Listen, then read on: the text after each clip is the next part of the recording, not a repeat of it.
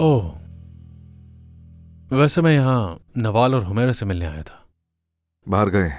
क्या बाहर गए? कोई मसला तो नहीं हुआ? कुछ नहीं, बस नवाल बाहर जाना चाह रही थी।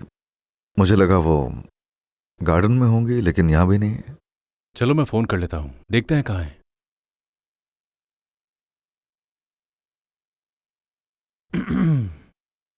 वैसे काफी देर हो गई उन्हें गए हुए।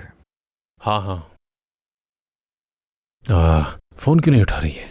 उम्मीद है कि सब ठीक हो। अगर चाहो तो अंदर आ जाओ। हाँ? क्या? कुछ नहीं। हाँ? क्या कहा?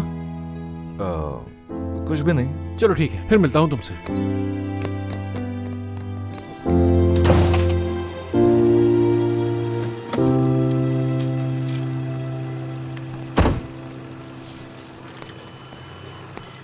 मैं इंतजार करूं तुम्हारा? आप मत रुके, जाइए, मुझे थोड़ा वक्त लगेगा। टैक्सी लेकर आ जाना, ठीक है? ठीक है।